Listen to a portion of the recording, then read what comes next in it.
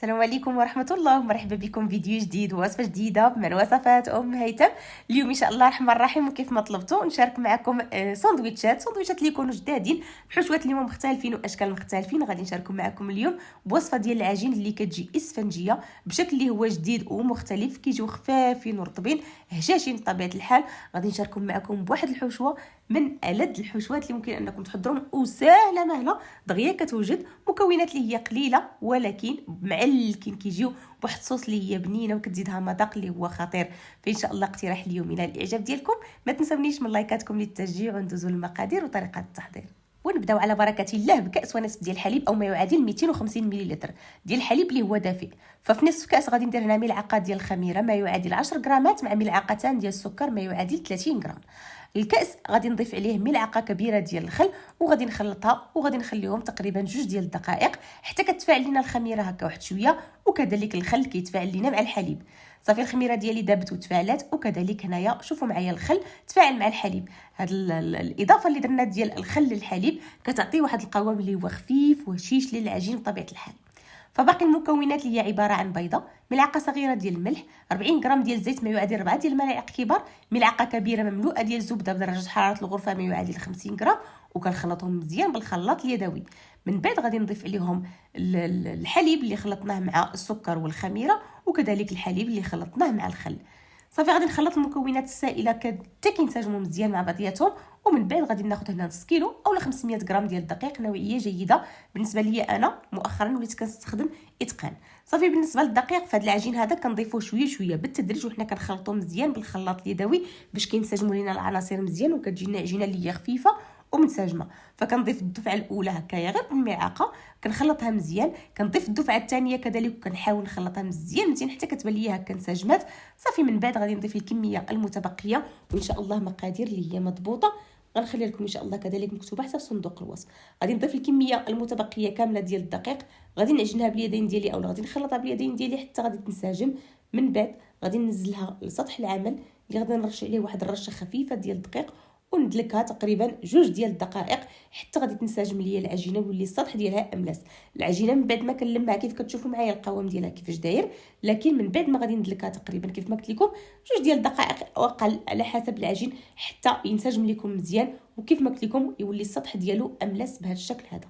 صافي هنايا غادي نردها هنايا للبول اللي دهنتو بشويه ديال الزيت، نغطيها ونخليها تختمر لي للمره الاولى، وغادي نرجعوا ان شاء الله باش نكملوا. العجين ديالي هنا من بعد ما اختمر وضاعف الحجم ديالو بهذا الشكل كيف كتلاحظوا معايا، كنزل منه الاختمار بشكل عادي جدا. وغادي نقسم العجين ديالي ل8 ديال القطع. الكميه اللي عطيتكم اليوم ديال 500 غرام ديال الدقيق سندويتشات غادي يجيكم فيها 8 ديال القطع، غادي يجيكم فيها سندويتشات كيف ما قلت لكم الحجم ديالهم يعني متوسط العادي اللي كتعرفوا ديال لي سندويش.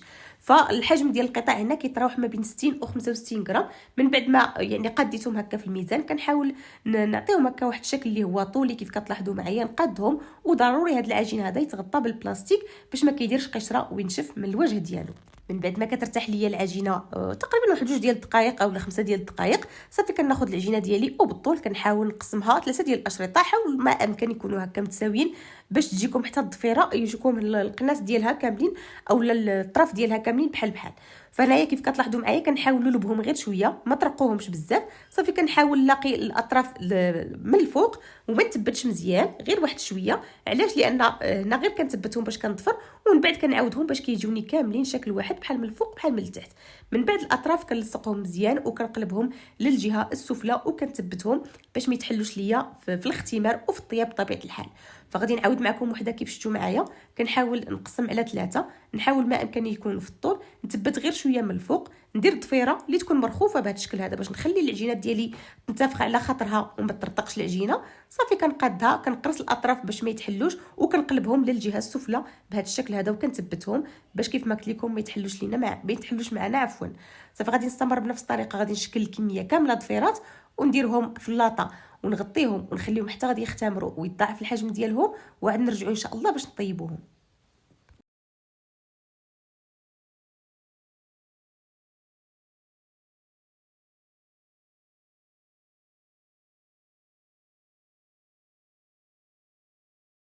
الخبيزات ديالي من بعد ما اختمروا ضعف الحجم ديالهم بهذا الشكل هذا.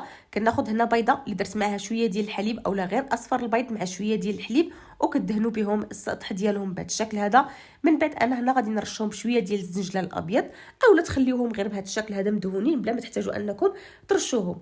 مباشره الفرن اللي مسخر من قبل على نار اللي هي متوسطه ماشي مهيله بزاف، كذلك ما تكونش مرتفعه. النار الا درتو الفرن عفوا ديال الغاز فمن الاسفل كيف العاده حتى كيتنفخوا كياخذوا لون ذهبي من التحت، عاد كتحمروهم من الوجه ديالهم. بالنسبه للفرن الكهربائي الا عندكم فرن كيشعل من الفوق ومن التحت ماشي مشكل، على 180 درجه صافي تخليوهم كيطيبوا على خاطرهم حتى كيتحمروا من الفوق ومن التحت. من بعد ما كتخرجوهم كديرهم فوق واحد شبيكه، وضروري كتغطيهم بواحد المنيديل عفوا باش كيبقاو رطبين والوجه ديالهم ما كيقصحش ليهم طبعا. صافي هذا هو الشكل ديالهم من بعد ما طيبتهم. كيف كتلاحظوا معايا الشكل كشكل اللي هو هكا ديال ساندويتش، الشكل اللي هو مختلف بطبيعه الحال. هاد العجينه هذه راه سبق لي وشاركتها معكم، عجينه اللي كتجي زوينه بزاف، وخصوصا في الساندويتشات كيجي هكا القوام ديالها زوين، كتجي اسفنجيه كيف كتلاحظوا معايا زوينه بزاف. غادي نخليهم جانبا، وهذا العجين هذا راه ممكن انكم تحتفظوا به في المجمد الوقيته اللي تبغيوه، تجبدوه يديكم رجوله وتعمروا به. بالنسبه للحشوه، الحشوه غادي ندير اليوم غير ليا ولولادي، فخديت هنا نصف صدر دجاجه كافيه باش تعمر لينا 4 ديال الساندويتشات. الحجم كبير كيف شفتوا معايا كافي جدا. كناخذ صدر دجاجه نحاول نقطعوا عفوا شرائح بهذا الشكل هذا، والشرائح كنحاول نقطعهم طريفات اللي يكونوا طوالين بهذا الشكل هذا بشكل اصابع كيف كتلاحظوا معايا. من بعد ما كنقطع الكميه كامله غادي نضيف عليها التوابل اللي هي الملحه، البزار، عندي هنا شويه التحميره، شويه الخرقوم، الثوم بودره، البصله بودره، شويه ديال العطريه ديال الشاورما الا عندكم، ما عندكمش استغناو عليها، شويه الهريسه، ومعلقه صغيره ديال لاموطارد مع شويه ديال الزيت. صافي كنخلط هاد الطريفات ديال الدجاج مزيان مزيان وكنقلبهم حتى كيتشرملوا، وغادي نخليهم جانبا حتى نبغي نحضر ساندويتش. اولا ممكن انهم يباتوا في الثلاجه، ممكن يبقاو 4 ساعات 5 ساعات على حسب الوقت ديالكم. فهاد الاثناء هذه غادي نحضر واحد الصوص اللي هي صوص اللي غادي نديرها مرافقه، وغادي هي اللي غادي نصايب بها كذلك حتى الطريفات ديال الدجاج ديالنا. فغادي ندير 3 المعالق هنايا ديال المايونيز، وغادي ندير هنايا واحد 2 معالق ديال الكيتشوب، غادي نزيد معاهم معلقه واحده ديال لاموطارد. كيف كتلاحظوا معايا معلقات راه ما كنعمرهمش عفوا مزيان. غادي نضيف لهم واحد المعلقه صغيره ديال العسل. صراحه الاضافه ديال العسل لهاد الصوص هذه كتعطيها واحد المذاق اللي هو زوين. بالنسبه للناس اللي ما غاديش يفضلوها وكيعجبهم مثلا الحار فممكن تعوضوها بالحار اولا بالهريسه. زدت شويه ديال الملحه، شويه ديال البزار، شويه ديال الخل، صافي وغادي نخلطها مزيان مزيان بهذا الشكل هذا حتى كينسجموا العناصر كاملين، وغادي نخليها نغطيها ونخليها في الثلاجه.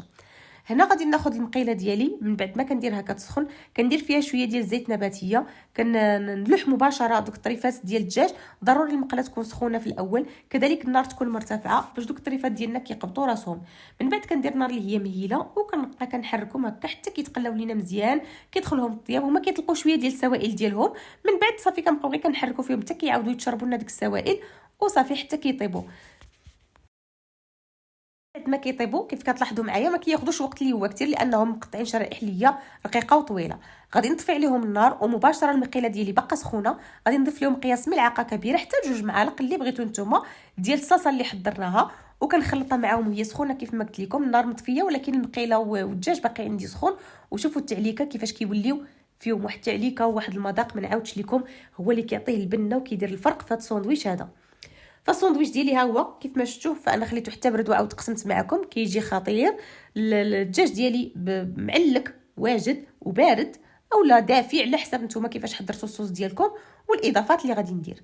فخديت الصوص درتها هكا اولا في الخبز، من بعد درت قطعه ديال الخس، درت كذلك هنايا واحد القطعه ديال الفرماج الخاص بالساندويتش من بعد ما قسمتها على 2، كذلك عندي هنايا واحد القطعه ديال لادانت فيمي من بعد ما قسمتها على 2، وعندي هنايا الكورنيشون مقطع شرائح، عندي مطيشه كذلك.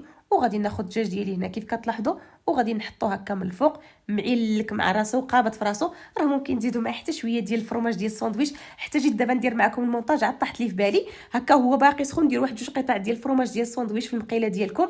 يا سلام غادي يعطيك كذلك حتى تعليكه ديال الفرماج زوينه فيه. فالصوص كيف ما قلت لكم هي هكاك باقا سخونه فعطات واحد التعليكه اللي هي زوينه.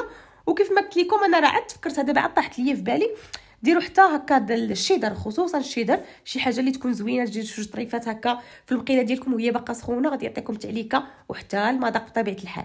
صافي هنا انا عاودت معكم وحده اخرى، فكناخذ صوص كنديرها هي الاولى، كندير الخاص، كندير الفرomاج، كورنيشون، مطيشه، لا دانت فيمي. لا دانت فيمي كيعطي واحد الاضافه زوينه، ما عندكمش فاستغناو عليه بطبيعه الحال.